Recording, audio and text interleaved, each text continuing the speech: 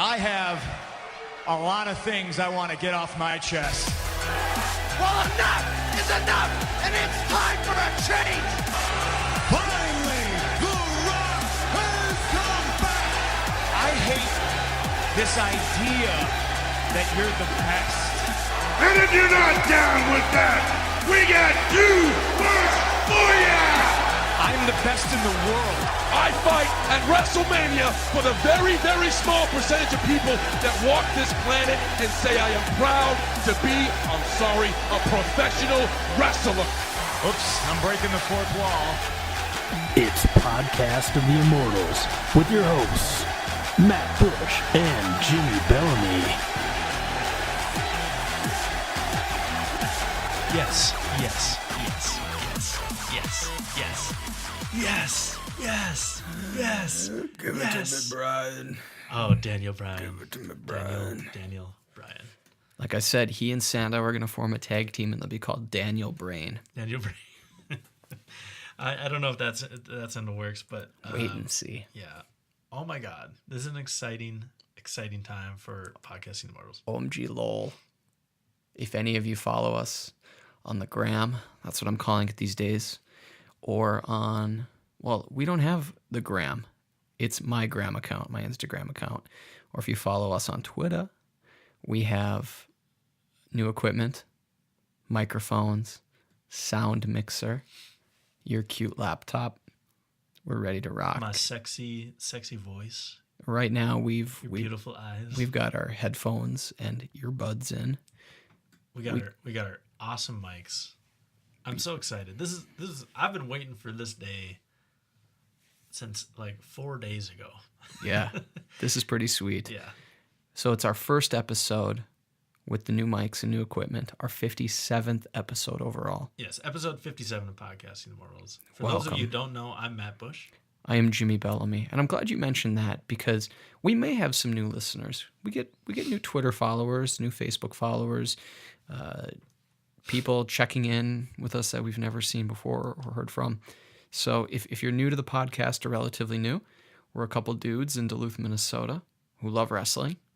And I mean, we love watching wrestling. We love each other. Yeah, we don't love wrestling each other or anything like that. I'm getting used to it, but someday we'll love it. Yeah, it's just awesome. I mean, we started off, and we still got it going on right now because we don't know if this recording is going to actually work. But our trusty Olympus, it's just one of those little microphones that microphone that you would use like in a classroom to record your professor in college. Reporters use them a lot as well. Yeah. And she's been trusty, but this is where we've always wanted to end up, and we're finally here. Hopefully you can immediately tell the difference in sound quality. Otherwise, I don't know what we wasted our time and money on, but I'm excited about it, and I think it's going to be a great thing. If it's anything like the sound quality I'm hearing in our earphones, it's going to be a lot crisper than what you guys are used to. I'm looking forward to it. If for some reason some levels are off, we will figure it out. We took this baby for a test run the past couple of hours, and I figure with each week we'll get to a perfect level of sound or a close to perfect level of sound. Perfect. But we have a lot of news to talk about besides our podcast. But holy cow, what a week in wrestling! What a week in WWE. First off, I want to talk about WWE Network. We talked about it last week, the day before the announcement, and I cannot be more happy with the product that they're going to be putting out the day after Elimination Chamber. And you could tell my excitement. I was texting you during the announcement. Just I couldn't believe what they were telling me. It was exactly what we wanted. You got your wish, Matthew, and I'm glad you texted me when you did because that day I was ready for the announcement. I was ready to watch it, but at the time it began, I got sidetracked and was doing something else. Luckily, I was able to tune in right when they announced what it was going to be. I stuck around for the entire presentation and got to see that it was going to be $9.99 a month, got to see when it was launching, and I was geeked up. You and I kept going back and forth that night, and Kate was kind of annoyed. She's like, what is the big deal about that thing? And then I broke it down. You would have thought I was a salesman the way I was breaking it down for her. Break it down. I'm a little nervous. I'm looking at the Audacity here, and it says all in the left. So I don't know if we're getting too the stereo right now. Okay, I do have it in mono. Worst case, we've got Olympus as our safety net. Yeah. We're doing the trapeze act right now. If we fall off, we've got this little cushy net below, and we can revisit this next week. Sure. And check the sound. All right. So if it's all in your left ear, you'll know that we use the actual mics. If you got it in both, maybe we figured it out. But yeah, WWE Network. Oh my God! For those of you who didn't watch the announcement, it's going to be $9.99 per month, which is roughly the cost of Netflix. What is Netflix now? $7.99 plus tax. And it's basically WWE Netflix. You're going to have on demand on your phone, on your laptop, on your PS3, Xbox 360, PS4, whatever you had.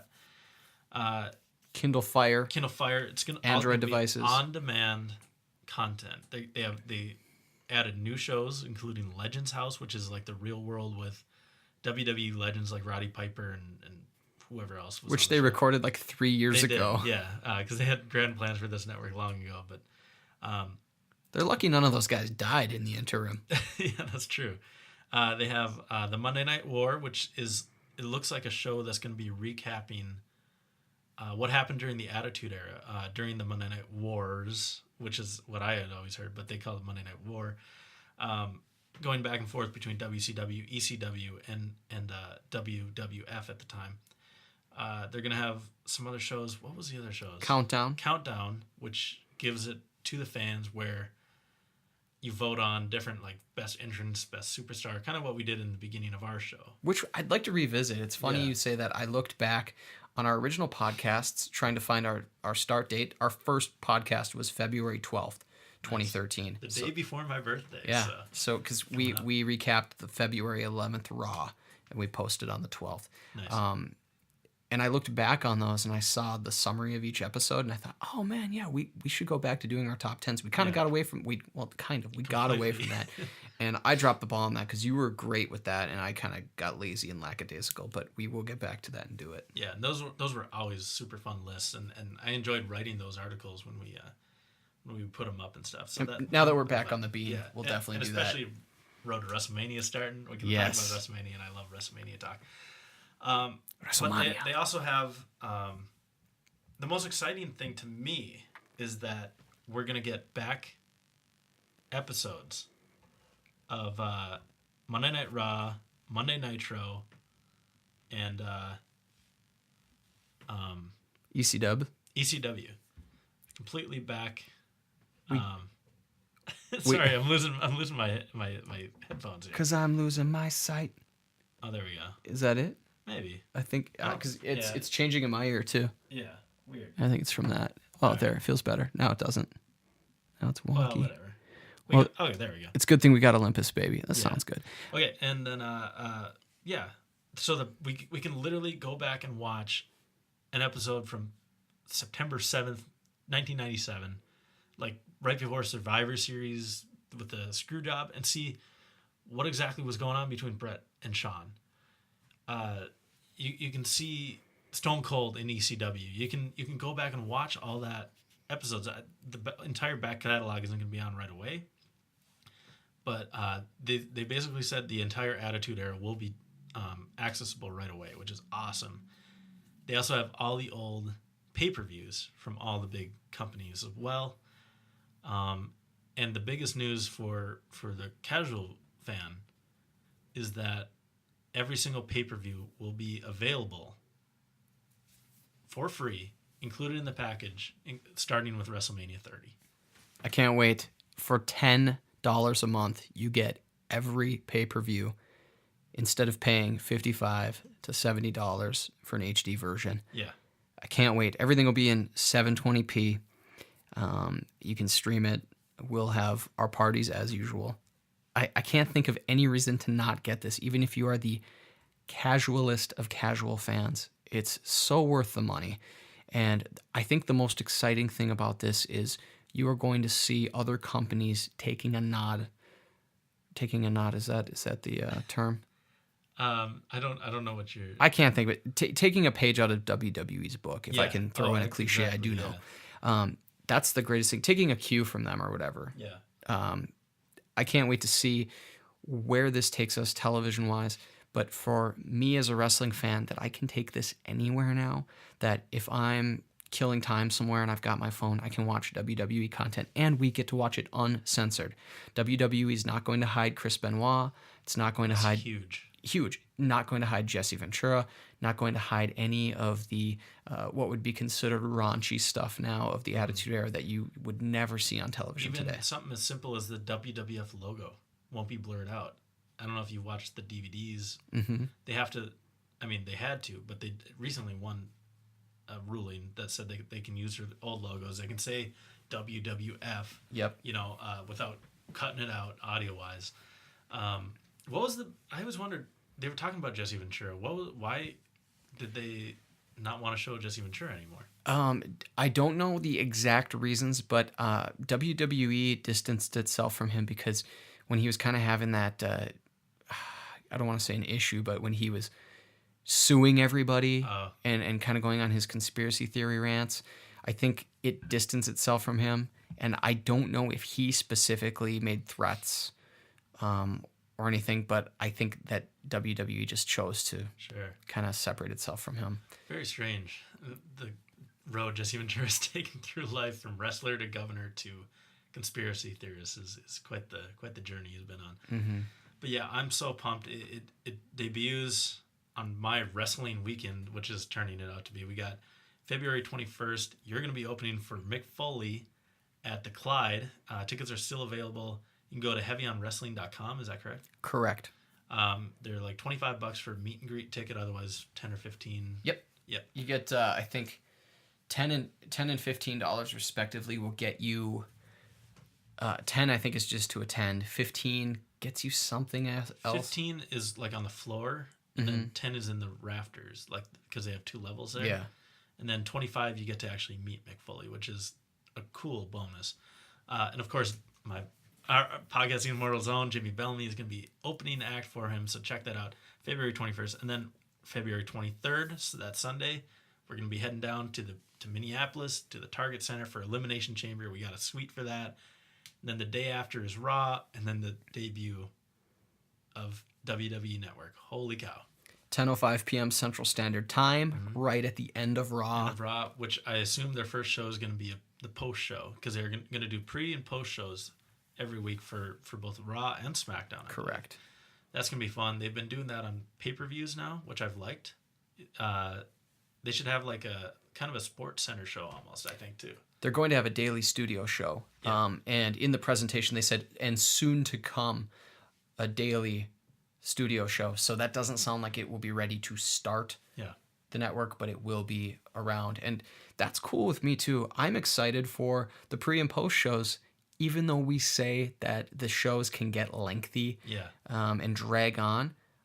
I'm most excited for a post show that we can see some fallout. Maybe you'll get what they were doing for a while on the app, where you got to watch the match that the live audience got to see once Raw went off the air. Oh yeah, that'd be nice. The dark match. You can have that. They've been known to have the appreciation nights for Jim Ross, Jerry Lawler, Pat Patterson, Bret Hart, Flair. Shawn Michaels, Flair, Undertaker. I'm ecstatic that we get more wrestling in our lives. We get all of the back catalog, and we get to watch it anytime we want for $10 a month. It's unbelievable. I never thought that they would get it so right, but it's perfect. It's exactly what I was hoping for. I really dreamed of it, but I didn't think it was going to happen. I didn't think so either, just because it seemed too good to be true. And if you really think about it, we will now be paying less money a year to watch wrestling than we would have if this didn't happen. And we're going to get way, way more content. I don't know if this is a good thing for my life in general, but for my WWE fanhood, this is, it's perfect. It's absolutely awesome. If you think about it, we love sports, but there's no way that, say, if like Major League Baseball, which happens to be partners with WWE in this somehow, but if Major League Baseball said, okay, we're going to allow people to, for $10 a month, watch any game in history anytime they want, no one would want to. I mean, even if it was a no-hitter or something historic, no one's going to say, oh yeah, I'm going to go back and watch this game. It wouldn't have the appeal that this does. Because of pro wrestling's history, WWE's history specifically, and the fact that it owns the content for WCW, ECW, and I'm pretty sure it owns AWA as well. AWA content. They own, they pretty much back tape library for all the regions now. This is only going to get better. Yeah. And it's already sweet. Yeah. I do anticipate maybe some buffering issues or some server issues or I don't know what with the initial launch, but I have full confidence that this is going to be great. We haven't even mentioned one of the best parts about this, one of the hidden gems to me, NXT. NXT, that's going to be awesome. It's been relegated to Hulu Plus. Mm-hmm. Well, you can watch it on Hulu. I think on Hulu Plus, you get it ad-free. Okay. But, yeah, NXT is going to be awesome. That's like the minor leagues, I was going to say something. Oh, MLB, you were talking about MLB. The reason why I don't think there's going to be any issues as far as buffering or, servers going down, and I think it's going to be a grade A product, is the people who made this did MLB.TV, which I had for one season. It was awesome. It was $120. You got every single game for the entire season, plus you got to watch every game from the previous season on demand, which I took advantage of sometimes. I would watch Jim Thome, hitting that walk-off home run that, in 2010. And it was cool. It was really, really neat. You could watch the entire, 2,000-something games for the season. You could watch, 5 or 4 games at a time on any device you wanted. You could listen to, the broadcast. If you'd rather just listen to the radio broadcast, you could choose which broadcast you wanted to listen to, either home or away. It was incredible. They had graphics right on your phone while you were watching the game, keeping you updated. It was really, really cool. And the same company who does MLB.TV did WWE Network. Okay, so that's the tie-in. I trust this company, yeah. Okay, because I saw it was a Bob Bowman from MLB, MLB.TV or MLB.com or Major League Baseball had talked during the presentation. You just shot down my entire argument about the back catalog of baseball. Yeah, games. but it was only one season. Okay, because I didn't know that was even a thing yet. Yeah. I guess bravo to them and bravo to you for watching that stuff. Yeah, I love baseball. I know you're a huge baseball fan. Yeah. That's true. But I really enjoyed that, and especially, I think that'd be the way to go in the future, especially for fantasy sports fans. If you could on demand every single game on the NFL and have it on your phone. I know that they have different things, but you need to sign up for so much different stuff to have that kind of access. If NFL had their own on-demand network, first off, they'd lose their $1 billion of contracts, but they'd gain so much more money through that other source. I think it would be worth it for them, but that won't happen until the contracts run out. But I think you're going to see it go to this with major sports, if not all major sports, someday. The only thing that was holding me back from getting rid of cable and satellite television was sporting events. Mm-hmm. And I include professional wrestling in that group. With WWE's network, I seriously would consider dropping satellite TV and just keeping Netflix, WWE Network, and maybe adding a Hulu Plus subscription. Or Amazon Prime or whatever it is. Now, Kate says absolutely not. She's like, I'll pay for cable or whatever service we have. I'm not getting rid of it. I'm like, all right, that's cool with me. Fine. I don't mind. But this is awesome. I could see other people moving in this direction when it comes to networks and content. Well, I was paying $10 a month for just the pay-per-views. Just to go to Andy's house and watch it. And that was my point. We would pay $15 a month. Yeah. And now we're paying $10 a month, and we're still going to go over there. We'll still, give him some money, I'm sure. We'll pitch in $5 for the food, but it's just going to be that much better. And then we can go home and rewatch it if we want, I'm so excited. I can't believe wait. it. And the first one is WrestleMania 30. Are you kidding me? Works out perfectly. Yeah, their stock rose, and I can understand why, because my pants rose when I we got to get into some other news. We spent about 20 minutes just on WWE Network, which is fine. We could spend an hour on it. Yeah, I can't wait. We'll talk about it more when it launches as well, and I'm sure with the lead up to it. Yeah. I got a lot of wrestling news to talk about too. Dolph Ziggler, another concussion from Ryback this time. Really? Out 6 months. Oh my gosh. Main event, I believe. Either main event or SmackDown. So this was another one beyond last week? No, this is the one that happened last week. Okay. Oh my God. I thought you meant he had another one after that. Well, I mean, yeah, we never got to talk about it because it happened after we recorded. You're right. But yeah, Dolph Ziggler out up to 6 months. Terrible news. I'm very sad. Yeah, for that's Ziggler's career right now. That's tough to take. The only thing is, I hope he can heal up as much as you can from a concussion, and maybe that time away will benefit him because he's been wallowing in the mid card. Maybe he can come back from this and get that fresh start. The crowd will be on his side, and good things will come. But I mean, as a human being, Nick Nemeth, you got to feel for him, and I wish him nothing but the best, and I hope he's able to come back from this. But more importantly, I just hope he's able to live a healthy life. Me too. It's so sad. I mean, the guy puts his body on the line. He had that huge moment at the Raw after Mania. I thought he was just going to be blasting to the moon this whole year, and maybe even have a title heading into Mania. But he got hit by that swagger kick, wasn't it? Mm-hmm. When they were both running for a ladder on during a SmackDown promo. Yeah, like a month or two after Mania last year. And then he comes back and he loses his rematch with Del Rio for the championship. But they played it off so well. I thought it was going to be a big angle for him, like coming back, getting redemption.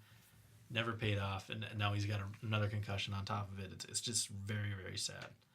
That stinks. That's the first I'm hearing about how long he's out too. Yeah. And I didn't actually look that up as far as how long he was out, but that was coming from Andy McKinnon. So I'm trusting him on this as a source. Andy's a good source. Yeah. Of protein. Ryback was the person who injured him. And Ryback has kind of gone off the deep end on Twitter. He actually tweeted about injuring Dolph Ziggler. And he's since deleted every tweet he's ever done and then retweeted more stuff and then deleted those. Which he's done several times. Several times now. He's saying that he's been cut, that he's having big meetings at WWE. I think this is all a work on his part. I don't think he's actually crazy. I think this is genius on his part. I don't know if you saw when he came out on Monday. He was like, he was pretending he was typing on a keyboard and then delete. So I think this is really gonna play. I mean, people are gonna get pissed at him. And he's acting crazy on Twitter, but I think it's just brilliant. I think this is a way for him to get over. I think you're right, and the announcers even acknowledged his Twitter antics, which makes me think it is part of the show and the storyline. But anything that will get this guy more attention is fine with me. He's been another one who's been stuck in neutral for a while, and I mean his stock really dropped since his title chances at the end of 2012 and the start of 2013. So anything he can do to gain some traction, I'm all for. I like Ryback. I like him as a heel. Some people I know were saying that they needed to make him a babyface again to save him. I like him as a heel. I mean, we haven't seen this kind of heel behavior in a while, where they use, real life stuff like Ziggler's injury to gain more heat. You believe that these people actually hated them, like Brett and Shawn. Like, you actually believe they hated each other because they hated each other, and they brought personal stuff into it. It was all, it blurred the lines from reality and entertainment, and I hope that they go down that route again. I know WWE has to listen to our podcast because they've done everything we've ever recommended, including WWE Network. So please do this kind of stuff. I think it's brilliant. That's what gets people interested is people care about storylines when it feels real. Mm-hmm. We're all willing to suspend our disbelief to a certain degree. But the storylines that you really care about are the ones that you think are possible. And if they do this with Ryback, that's good for everybody. That's best for business, as they say. Best for business.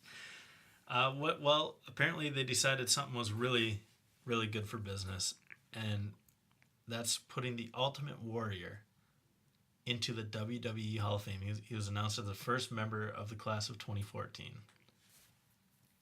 Who would have thought this about 8 years ago? Not me. Never would have imagined this as possible.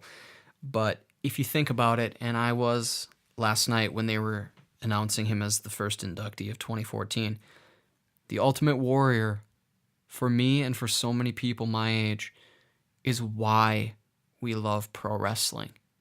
He is one of the first wrestlers I ever remember seeing, and he was a guy when he was in his heyday in WWF that my brothers and I, and even my parents, we would be sitting in front of the TV when he was on.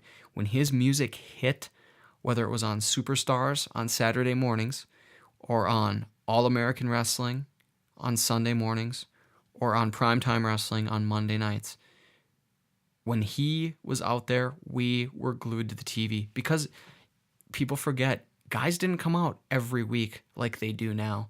A lot of the matches would be squash matches because they were building up for the main guys to fight on pay-per-views. But even though they fought these nobodies and jobbers, they didn't fight every week. So when the Warrior was there, everybody paid attention. And I mean, he was so colorful, larger than life. And that's why we admire pro wrestlers, and at least as children we did, because they were superheroes, and he looked like a superhero. Oh, for sure. And that music. He ran to the ring. That was So much different. energy. He shook the ropes. That was different. He had the face paint. That was different. He was crazy. I can't wait for his induction speech. To the Warriors. I just hope they let him be himself. Now, I mean, who knows? He might like get on stage and like do like a gun rant or something, whatever. Who knows? But I just hope they don't script something for him. I hope they don't say, okay, say these nonsensical words that sound like one of your promos from 30 years ago. I want him to be himself. He's clearly established a good relationship with WWE in the last year or so. He was part of the WWE 2K14, did the commercial for him. They're coming out with an Ultimate Warrior DVD. I mean, do you remember the last DVD that Warrior had? It was just basically an hour and a half of people talking crap about him, how bad he was, and how he was the worst performer in WWE history and worst champion. Clearly, they've figured out those issues, and Vince has finally decided that it's time. The only thing I'm still upset about is that Macho Man hasn't been inducted into the Hall of Fame. And I don't know if that's more because of the family or what's going on, but I know that Vince and Randy Savage weren't on best terms. Randy Savage's brother Lanny, Leaping Lanny Poffo, also known as the Genius, former WWF superstar, he was quoted as saying in a report and then a little bit on Colt Cabana's podcast in 2013 that he said they can induct Randy when they induct the Poffo family. Because their dad also was a wrestler. Sure. And he said something, and I'm paraphrasing, that WWE didn't hesitate to induct the Von Erichs, a family that just killed itself. Why True. why won't they induct us? And he wasn't saying it as, I mean, I guess it could be taken as sour grapes, but what he was saying was that if Randy was alive, he would want it to be that way, that he would want the whole family to go in, that he wouldn't want to go in by himself. Sure. And that's kind of what Lanny is saying, is like, no, we will not give you permission to induct Randy into the Hall of Fame unless you induct the entire family. I don't know if that's right or wrong. I know that Macho Man is one of the greatest wrestlers of all time. All time. Top all 5. time. I mean, it's not even close. It's him, and then we can have a debate over some of them, but Randy Savage better be on your list. No matter who you are, no matter what time you watched wrestling, He's one of the greatest of all time, and it hurts my heart that he never got the proper send-off and that he never got the time in WWF post WrestleMania or post WCW. Yeah. It's a shame that he had to leave it anyway. And the worst thing about it was before his death in May 2011, it looked like he had reconciled with WWE. We talked about it before. He did the WWE All-Stars video game commercial, and he was in that game, and it looked like everything was good. And that was, I think, in like February or March of 2011, and then he died just a few months later. Yeah, I really hope we do see Randy Savage in the Hall of Fame soon. It'd be like not having Lou Gehrig in the Baseball Hall of Fame, you know? Hogan's in there. That's Babe Ruth. You got Ric Flair in there twice. He's like, Mickey Mantle. You need to have Randy Savage. He's just one of those guys. When you think of wrestling, you think of Hogan, Flair, Savage, Stone Cold, and The Rock, maybe. Like those are like the names that come up. Shawn Michaels. Undertaker. For even a casual fan, even someone who's never watched wrestling in their life knows who Randy Savage is. He's one of the most frequently imitated wrestlers, all out of love too. Yeah. The voice, the look, Slim Jims, the movements, and by the way, he was also an amazing wrestler. Absolutely. I mean, I talk about Batista and I talk about Brock Lesnar as having like the greatest overall abilities, the highest marks in every category. Randy Savage was that, no doubt. Granted, he wasn't the big physical monster that those other guys were. He was a big dude in compared to the average human being, but he had everything, and just one of the greatest of all time. And if you, as a wrestling fan, said he is the greatest of all time, I couldn't necessarily disagree with you. It's picking, apples from oranges. It's just you can't. I couldn't say you're wrong. It'd be sweet if he was the crown jewel this year. Yeah, I mean, Warrior is a big get. Oh, he is, but this would be like, didn't they have Mick Foley and Edge in the same year? No, Or was Mick Foley last year with last San Martino? year, yeah. So they centered it around Bruno. That was a huge class last year too. Which really, if you think about last year, that kind of summed up Mick Foley's career. Somebody always kind of, getting put in front of him. Yeah. But I mean, it was San Martino. They had to strike while the iron was hot with Bob him. Backlund too. Yeah. It wasn't Booker T, was it? Possibly. I think he was last remember. year. Jim Ross. In negotiations with Fox Sports to possibly do something. There's no word on what it is yet. Obviously, he's got the voice of an angel. Mm-hmm. Maybe he could just be doing promotional stuff. Like they've been putting Jim Ross audio tracks over sporting hits or dunks. By God, he's killed him. Me witness. He's broken in half. So I mean, maybe he could be doing something like that. But anything where Jim Ross is involved in sports, I'm going to be interested to see. I love good old JR, and I appreciate anything he has to say about anything. I follow him on Twitter. I read his blog on occasion, and the man, he's knowledgeable about sports. He's knowledgeable about wrestling.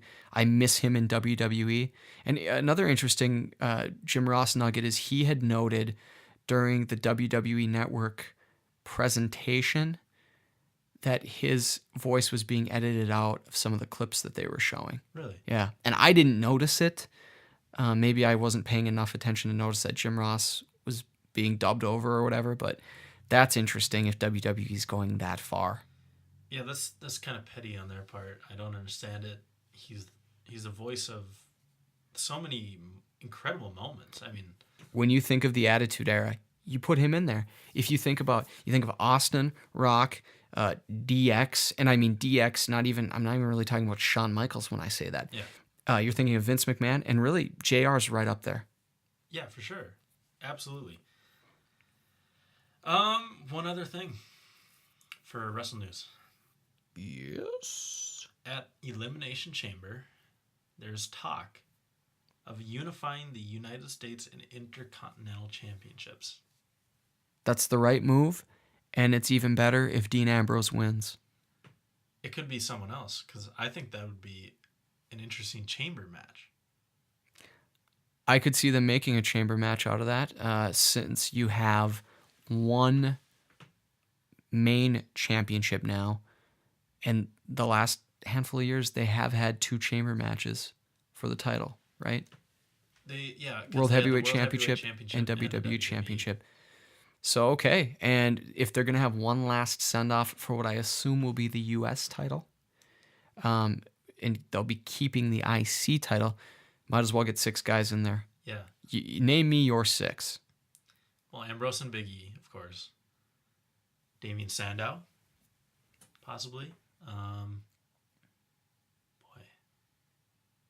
Fandango, maybe. What if the winningest Intercontinental Champion of all time made a comeback and was in that match? Chris Jericho. Who else could they put? Seth Rollins. Reigns, maybe. Probably not. Probably not Reigns. I don't know. That's all I can think of right now. Well, I think you could. I think you could put Reigns in there, because I after going through our 6 for the title, for the WWE World Heavyweight Championship, Reigns did not make that cut. Now that Batista's back, my guys, I would say, will be Langston, Ambrose, Reigns, Fandango, Sheamus. Oh. And after Raw, I could see them throwing a bone to Kofi Kingston. Otherwise, I mean... Antonio Cesaro or Jericho if he does come back, although he's lately said he has no plans to come back at the start of the year. Who knows, whatever. Jared trolling. Yeah. Cesaro, I think, would be a good one in there. And I think you, on Monday night, saw the tease of the end of the Real Americans. Finally. Mm-hmm. It's I mean, I've enjoyed the Real Americans, Zeb Coulter and Swagger, but it's Cesaro's time to shine. You know what I'm saying? Oh, I do. I does. So yeah, that's the big news. Obviously, that would leave them with only the WWE World Heavyweight Championship, the Intercontinental Championship, Tag Team Championship, and the Divas title.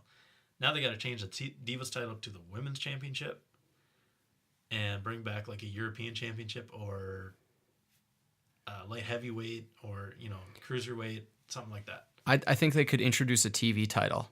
Yeah. WWE has not had a television champion. I could see them doing that. Or they could bring back the European title. They have a number of European wrestlers. They go on a number of world tours, which obviously includes Europe. And you see their presence in the UK, and you see that fan base and how nuts they go. Every time they're there, it's a fun experience to be a television viewer because the crowd is amped. Unlike the previous, was it last week's crowd in Baltimore or 2 weeks ago? I think last week. 2 weeks ago? I think last week they were in Baltimore, maybe, and it was just awful. Yeah, it was unfortunate. The crowd on Monday was awesome, though. We need to get into Raw quick. And that's all I have for news. Did you have anything else? No, you covered it. Awesome. So, Raw kicks off. We got 20 minutes or so. Daniel Bryan and Bray Wyatt taking on the Usos. This was a match that was announced last week. The Usos actually won by disqualification when Roman and Harper both attacked. Rowan and Harper, I should say. Bryan looks pissed at the loss until Bray whispers into his ear. Daniel Bryan seems to agree with whatever was spoken to him, and then gives Daniel Bryan the sister Abigail after kissing him on the forehead. I didn't really look ahead into what could have happened on Raw, and I thought, what are they doing booking it this way? Why are they losing? The only answer I had was that, okay, maybe they're just going to have Bryan stay the way he is, but eventually take charge of the group. Mm-hmm. And that would mean someone from that group had to go. But I did not think it would lead to what it did. Yeah, and we'll talk about that to end our show here. Cena then took on Damien Sandow. Really good match, actually. Sandow reverses the yes lock into an AA for the win. Sandow had the yes lock, well, label lock or whatever you want to call it, but he had it locked in, cripple cross face, which is cool. Like, I got excited for that. I was actually, whoa, what is he doing? You know, but Cena, really cool. He just literally picked him up. He's so strong. It was a good match. That was a fast-paced match too. It was really good. I'm liking Sandow, and I saw a list on WWE.com around the new year where it was the 10 superstars to watch in 2014, and if I'm not mistaken, Sandow was not on that list, and he's a guy I look to make a big impact this year. I hope so. He's deserved it. I mean, he kind of got screwed when he had the briefcase and challenged Cena and lost, and then they did nothing with him. Kind of unfortunate. Like, why put the briefcase on someone if you're not going to do anything with him? I think the reason is they probably decided at the last minute to combine the titles, and they needed Cena to have that belt, so then they had to quickly have Sandow lose the case. Yeah. The only thing that I think they should have done is had him hold on to it. Yeah. He could still have it. It was a nice looking briefcase. He could say, I'm the uncrowned champion. And he could have said after the announcement that they were combining the titles, well, I'm going to wait till they get consolidated. Then I'll be the champion of champions, which he said on his way to the ring on No, that was at, Tribute to the Troops. He had said that my wish for 2014, or my goal for 2014, is to be the champion of champions. So they could easily have him holding on to that now. Which, by the way, when is Orton going to get a new belt? Because they vowed the Raw before TLC that this will be the last time you will see these belts together on Raw. Wrong. Wrong. Wrong. Wrong. Yeah, I don't really know. I wonder if they're going to redesign a belt or what they're going to do with that. That question's still up in the air big time. But yeah, the next match we had, what did we have? Big Show basically squashing Jack Swagger, building him up to take on Brock Lesnar. Cesaro then runs away, and Big Show gives Zeb Coulter a WMD. It seemed like a heelish move to just punch someone in the face who's could be your grandfather, you know. But that's the way they went with it. WWE's been doing that though quite a bit. They did that when Alberto Del Rio was a babyface. He was doing crap all the time to guys where it's like, what are you doing? You're the babyface. Yeah, I don't know. Maybe it's time for him to turn heel again. It has been a couple months. Yeah. The New Age Outlaws and CM Punk took on the Shield. Now this was an okay match. It wasn't that great. Turned really interesting when the New Age Outlaws both abandoned CM Punk when Punk went to get a tag from one of them. Then Roman Reigns hits a spear for the pin and the Shield win. Is obviously building towards the Authority versus CM Punk. I'm glad they did this because it made sense for the storyline. Otherwise, why are two of Triple H's buddies teaming up with CM Punk? Two guys who don't even really wrestle anymore. Yeah. Of course, Jesse James, real life Bryan James, and then Billy Gunn. Monty Kip Sop, one of the greatest names ever. Very active in WWE as agents.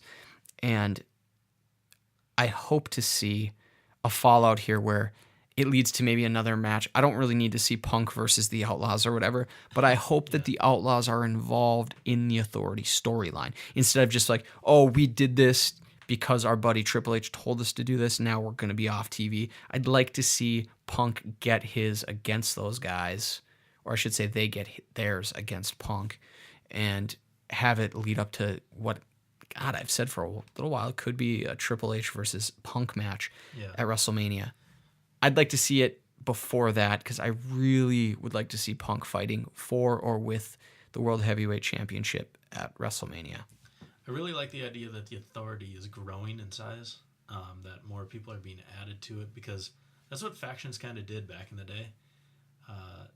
You're like, you'd be watching a match and all of a sudden they'd turn on someone and you'd be like, oh, crap. Now they got those guys too. Like the NWO was famous for it. They became too big and fell upon themselves. But it's cool when like it grows. and the Authority has been kind of the same people for a while. But now to add the New Age Outlaws, you could add Shawn Michaels. And I think that's kind of the way they're going. I mean, Daniel Bryan, if he doesn't win the Rumble, and they do go with Undertaker versus Brock Lesnar for the championship, you could have Daniel Bryan take on Shawn Michaels if it's part of the Authority, and CM Punk take on Triple H. You know, it's the good guys versus the bad guys kind of deal. Yeah, I can see that happening. The other thing, too, is with the addition of Batista coming back to the roster, if the man can get his life back together, Ric Flair would be a good addition to the Authority.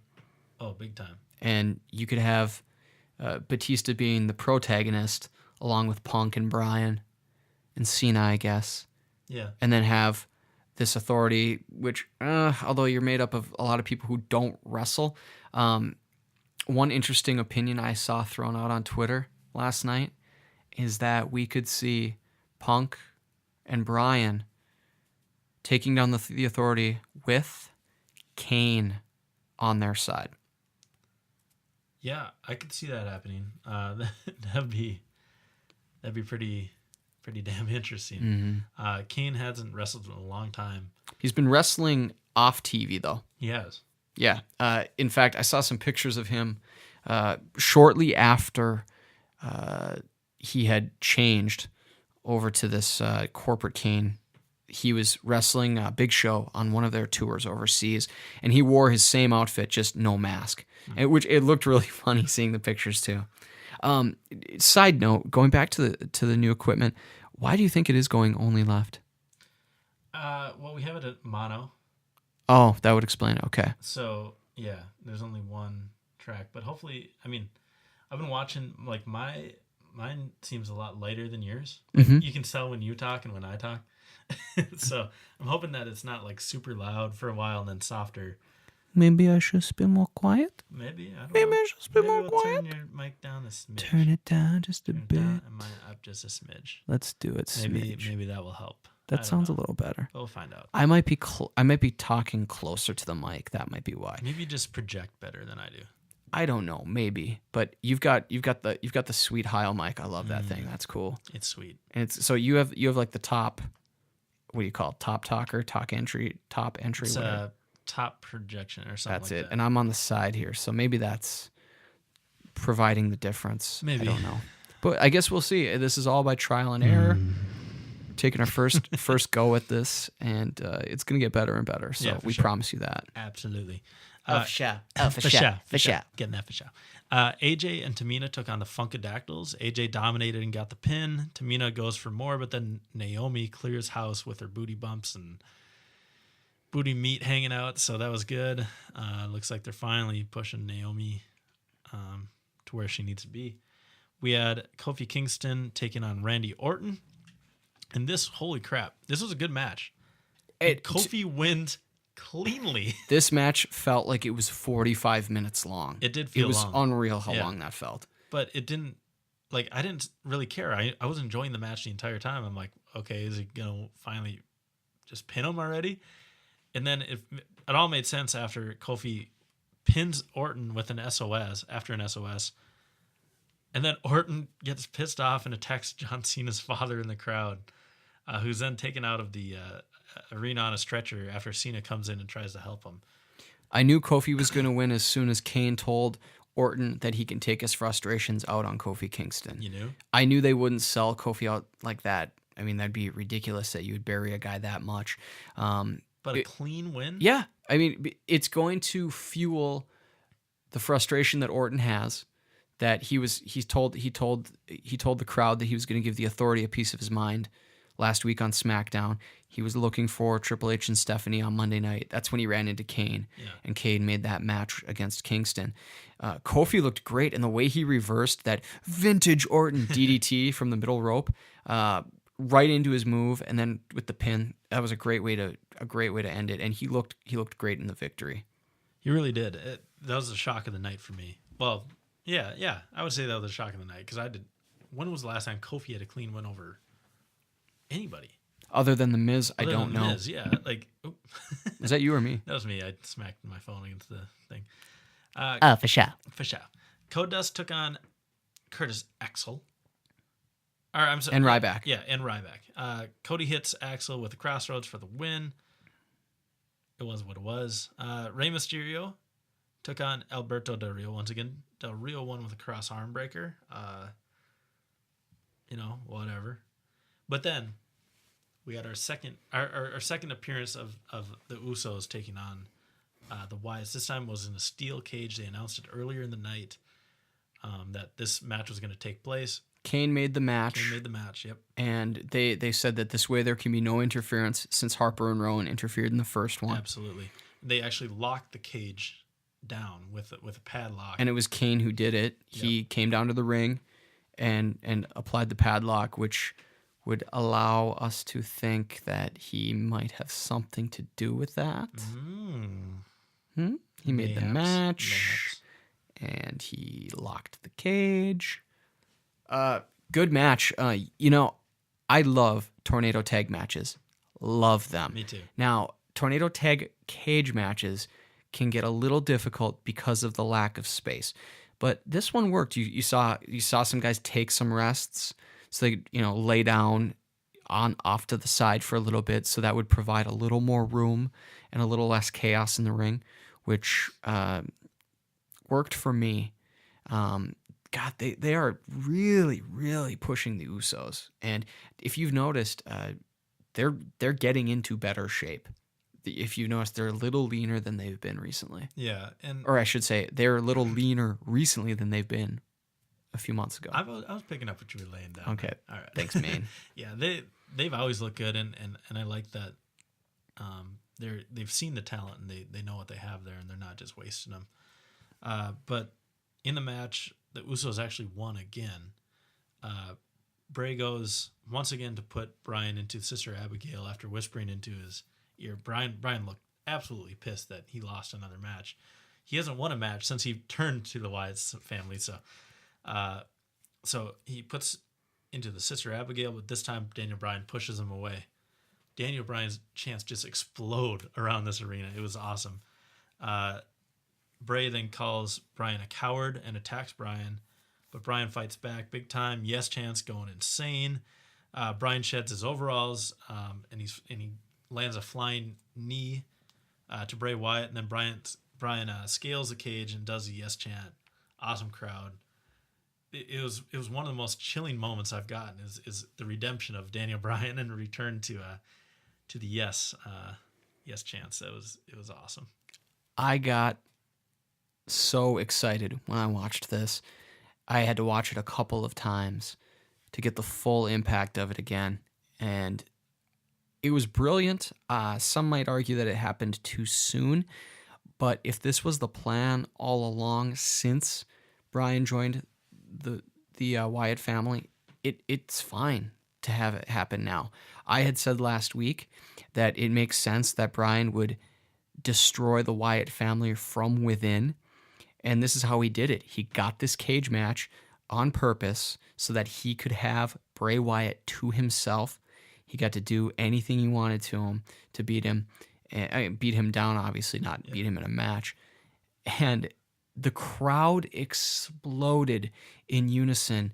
And to see the Bryan-led yes chants when he was controlling it with the pace, when he'd put his fingers up at different times and the crowd was with him, and you couldn't hear anything else. It was yes, quiet, yes. Oh, it was amazing. Everybody was on point. I'm a mess right now. I'm gonna watch that again tonight before you leave. It was just so cool. It was. And the best thing is, we forget WWE wouldn't let Bryan on TV if it wasn't going to use him. So while I don't think this was WWE's plan back in the middle of the summer, I think it now knows, okay, this guy is the guy. Is OVA. Over. Yes. He is over with the crowd. So we are going to have a champion Daniel Bryan quite soon. I agree, and last night just cemented to me that Daniel Bryan is going to win the Royal Rumble. Daniel Bryan is going to win the championship at WrestleMania. Who he takes on is another question. I still don't know how you can have Brock Lesnar lose a match at Elimination Chamber and take on The Undertaker still, though. Oh, you easily can. You're talking about a match that involves 6 people. If it's in the Elimination Chamber. I have no doubt it will be. Unless, what if this happens? It's 1-on-1, Cena or Orton taking on Brock Lesnar, and someone interferes. I don't think that's going to be it. I think I think Undertaker will interfere in the chamber match. But that he's going to cost Brock Lesnar. That's what's going to happen. Yeah. But I don't think it's going to be a 1-on-1. I think it's going to be a 6-man chamber match, and Undertaker will interfere, or the lights will go out, and something will happen to Lesnar and Brock it'll cost him. Rah! So I mean, yeah. So that right there, that sets up the match between Lesnar and Undertaker. I think you're going to get Bryan fighting for the championship, not with the championship, and I think you could have CM Punk be the champion. And think about it. What's WWE? What have the reports been lately that Vince McMahon doesn't want heel versus face necessarily? So you could have 2 baby faces in Punk and Bryan fighting for the championship. If they have Punk and Bryan for the title, I honestly don't know who I would cheer for. It would be like Hogan versus To me, Warrior. it's the best situation because both guys can look great without winning a match. So you can have everybody cheering, yes. And those same people also can be cheering for CM Punk. And we're going to get a great match. Oh, that would be unbelievable. How about Punk wins the Royal Rumble and Bryan wins the Chamber? That's possible too. Yeah. The way I see it, I think it would be better with Bryan coming in as the challenger. Me too. Because you carry all that momentum that's been building up and pent up and have that, reach its pinnacle and peak at Mania. That's the perfect situation rather than a champion Bryan defending against CM Punk, the challenger. Although it does sound like CM Punk's going to take on Triple H. I think that they could have some kind of match before Mania that would lead. Well, I think Punk will be in the chamber match, so that's why I don't think so. But I think that they'll have something leading up to WrestleMania that will spin off into Triple H having a match with someone else. Maybe, just maybe, Triple H, Shawn Michaels. Wow. Wowie. Wowie. Yeah, cool stuff. That was Raw. Awesome Raw. Awesome week to be a wrestling fan. Good news all around. Good news for podcasting Immortal fans. So, awesome audio for you. Good time to be a wrestling fan, my man. Awesome time. Cannot wait for February 24th. Cannot wait for that whole weekend. It's going to be a blast. Again, if you find us a myriad ways, one being iTunes, we would recommend that. Listen to us on iTunes and subscribe. You might have had to resubscribe as we made the switch back over to Podbean. Yeah. So thank you for that. If you can leave a rating and a comment or in a review, that would be awesome. We would appreciate that. That would help us move up in the standings and have it be easier for people to find us on there. Although if you go right now, we're like 5th. Not bad. We want number one. We're behind like AfterBuzz TV, which is a big time run by Maria Menounos kind of thing. It's hosted by actual former wrestlers. Mm-hmm. Like Maria Canellas used to host it and stuff. So that'd be tough to catch, but we're gonna try. We can do it. Also, find us on Podbean at podcastoftheimmortals.podbean.com and podcastoftheimmortals.wordpress.com. Thank you very much. And we will be posting blog posts on WordPress and on Podbean. Yes. And we will also be bringing back the top 10 list. Top 10, yeah, I think we should. You know what? I think it'd be awesome if our listeners tweeted to us or Facebooked us and told us what top 10 list we should do for next week. I like it. And we'll pick one and yeah, we'll go with that. And we'll give you a mention on the air. You can find us on Twitter at ImmortalsPcast, at 97Bush, at Jimmy Bellamy, Facebook.com/Podcast of the Immortals, or just search for Podcast of the Immortals, or just do a simple Google search. You do that 50 times a day anyway. Look for us on there. Yeah. Although if you're listening, you already know where. Hell yeah. Yeah. Tell a friend. Tell a friend. Tell an all your enemy. friends. Tell everyone. Tell a family member. Yeah. Tell a Go teacher. on top of a mountain and just start yelling about it. Yes, do it. Do it. We will be back next week as usual. And you know what? I'm going to make it a mission. I will be blogging this week. I'm going to blog for sure on Friday. Damn. I might even blog a couple more times. Damn, son. Yeah. All right. All right. Well, that's the show for you guys. We'll see you next week. Bye. I give it a first one here. I like these mics. Hopefully this one works out. Hopefully people aren't. Just 1 year. We do have Olympus here, so